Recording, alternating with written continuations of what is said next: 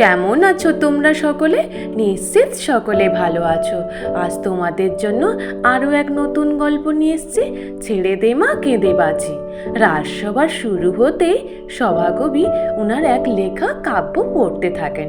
ওই কাব্যের মধ্যে সভাসদদের সকলের নাম উল্লেখ থাকে, শুধুমাত্র মন্ত্রীমশাইয়ের নাম উল্লেখ থাকে না। অমনি রাজামশাই তখন বলে উঠলেন, কী সভাকবি, আপনার এই কাব্যের মধ্যে সকলের নাম উল্লেখ রয়েছে, কিন্তু মন্ত্রীমশাইয়ের নাম তো কোথাও দেখলাম না। সভাকবি তখন বললেন, মন্ত্রীমশাই তো হেরো, তাই মন্ত্রীমশাইয়ের নাম আমি উল্লেখ করিনি।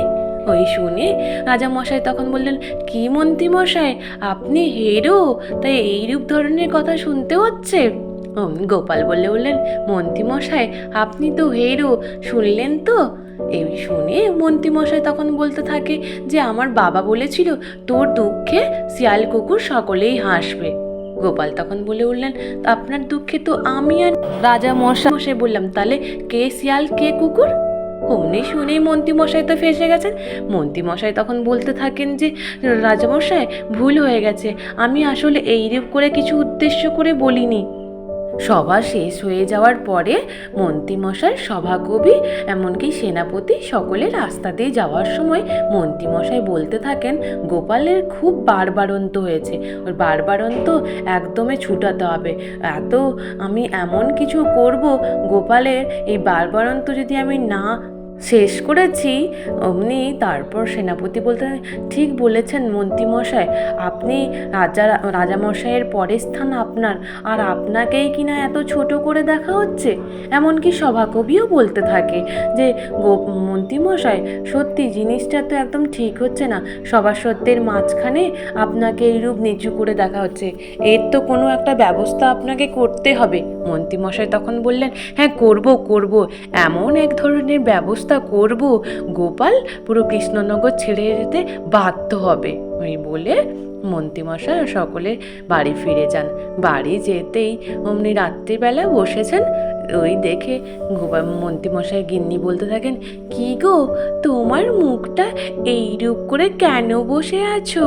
ও বুঝতে পেরেছি, তুমি নিশ্চিত গোপালের সাথে বুদ্ধির লড়াইয়ে হেরে গেছো, তাই না?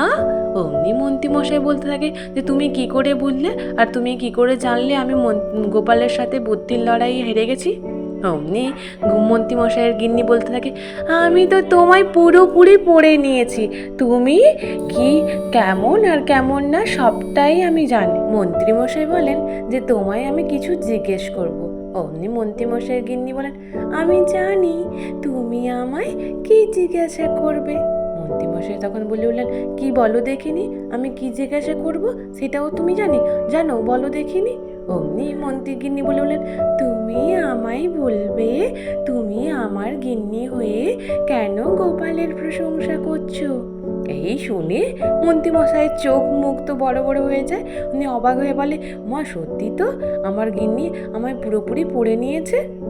তারপর অমনি মন্ত্রী গিন্নি বলতে থাকে যে, কি বুঝতে পারলে আমি তোমায় পড়তে পারি কি পারি না, তুমি কখন কি করো, কি ভালো কি বলো না, সব তাই আমার বোঝা হয়ে গেছে। ওই দিন রাত্রিবেলা মন্ত্রীমশাই বটা ঘটার বাড়ি যায়।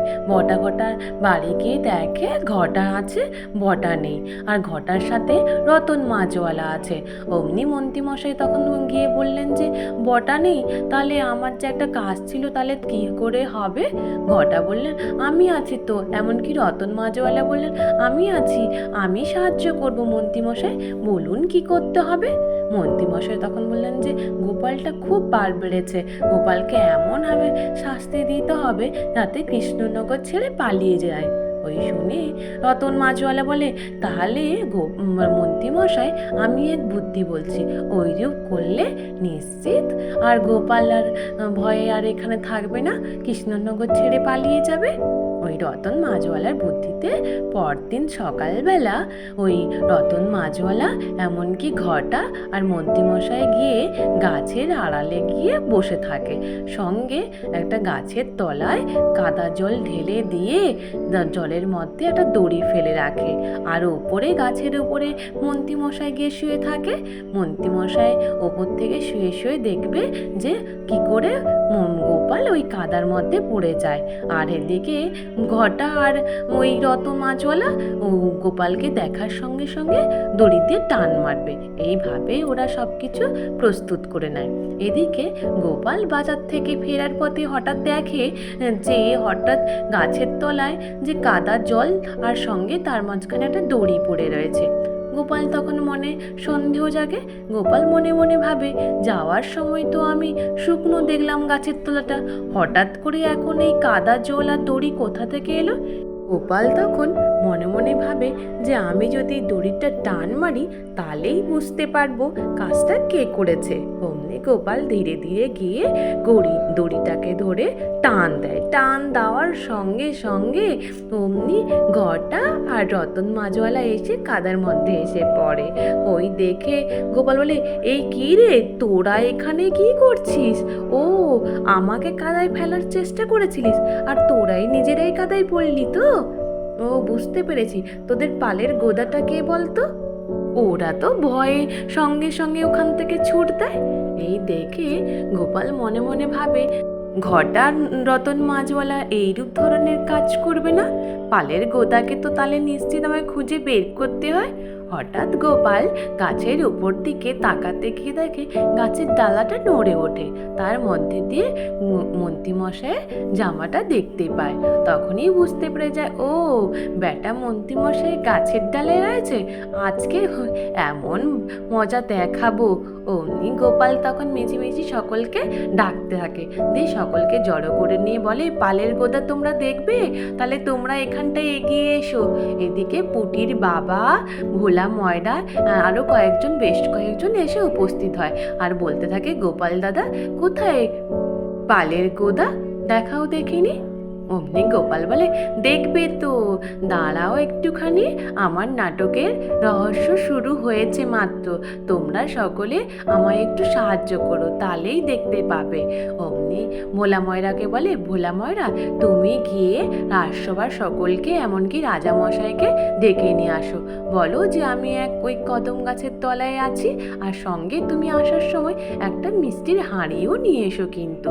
অমনি ভোলা ময়রাকে পাঠিয়ে দেয়। এদিকে পুটির বাবাকে বলে, পুটির বাবা শোনো, তুমি গিয়ে আমার বানর সেনাদেরকে ডেকে নিয়ে আসো, আর ওদের বলো ওদের জিনিসপত্রগুলো ওগুলোও যেন নিয়ে আসে।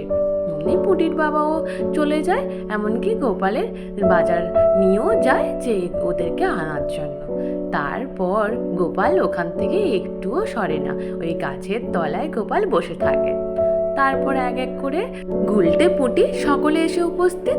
অমনি গোপাল বলে উঠলেন যে, পুটি তোর ওই পিঁপড়ের কৌটোটা ঠিক করে নিয়ে এসছিস তো? যা, ওটাকে নিয়ে গিয়ে গাছের গোড়ায় রেখে দিস। অমনি রেখে দেয়। তারপর এদিকে ভোলা ময়রা রাজামশাই সকলকে নিয়ে উপস্থিত। গোপাল তখন বলে, রাজামশাই এসছেন? গোপাল তখন কথা শুনে রাজামশাই বলতে থাকে, কি গোপাল, কি ব্যাপার বলো তো, তুমি সকলকে এখানে গাছের তলায় ডেকে পাঠালে যে? অমনি গোপাল বললেন, রাজামশাই একটু দাঁড়ান, আসলে আপনাদের সকলকে পালের গোদাকে দেখাবো, তাই আপনাদের সকলকে ডেকে নিয়ে এলাম। ওদিকে রাজামশাই বলে, ওই পিঁপড়ে, মিষ্টির হাঁড়ি, এগুলো দিয়ে কি করবে? এগুলো গোপাল বলতে থাকে, রাজামশাই এগুলো আমার নাটকের এক একটা চরিত্র মাত্র, আপনি একটু দাঁড়ান, তাহলেই দেখতে পারবেন শেষ পর্যন্ত কি হচ্ছে আর কি হচ্ছে না। অমনি গোপাল বলতে থাকে, ভোলা ময়রা মিষ্টিগুলো সবাইকে দিয়ে দাও, আর সকলে মিষ্টিগুলো খেয়ে নিক। ভোলা ময়রা মিষ্টি বের করে সকলকে দিয়ে দেয়। সকলে মিলে মিষ্টি খেয়ে নেয়। মিষ্টি খেয়ে নেওয়ার পরে বলে যে মিষ্টির রসটা নিয়ে ওই গাছের মধ্যে পুটির বাবাকে লাগিয়ে দিতে বলে। পুটির বাবা ওই মিষ্টির রস নিয়ে গাছে গোড়ায় লাগিয়ে দেয়। তারপর গুলটে পুটিদের বলে, গুলটেকে বলে, আর তোরা ওই তোদের গুলতি দিয়ে একটা কাপড় জড়িয়ে ঢিলের মধ্যে ওর মধ্যে মিষ্টি রসে ভিজিয়ে গুলতি দিয়ে ওই গাছের ভেতরে মারতে থাক।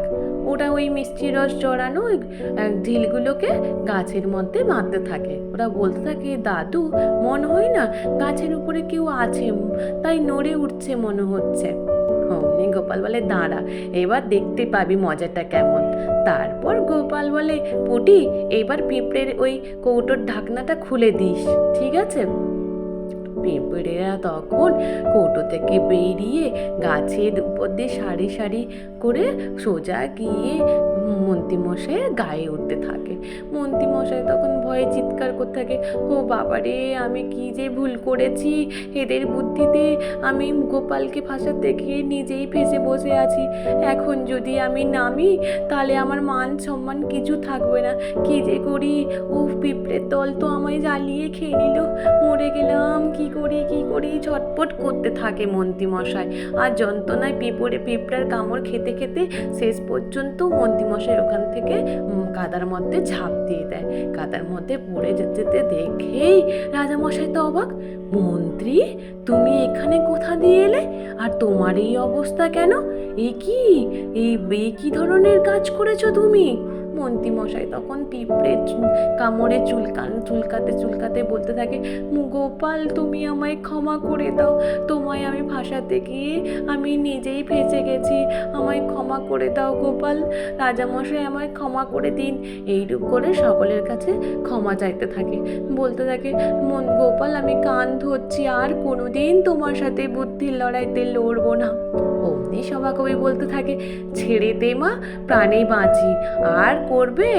আর মন্ত্রীমশাই এইরূপ করে যতবারই তুমি গোপালের পেছনে লাগার চেষ্টা করেছো ততবারই তোমার আজ এই অবস্থা হয়েছে। শেষ পর্যন্ত মন্ত্রীমশাই চুলকাতে চিৎকার করতে থাকে। আজ এই পর্যন্ত মন্ত্রীমশাই তো শাস্তি পেয়েই গেল, আর সকলে মিলে বাড়ি ফিরে যায়। আজ এই পর্যন্ত, নিশ্চিত তোমাদের সকলের ভালো লেগেছে, আর তোমাদের জন্য আর নতুন গল্প নিয়ে আসবো। তোমরা সকলে ভালো থেকো কেমন?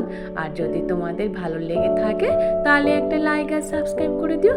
আর তোমরা সকলে ভালো থেকো কেমন? টাটা।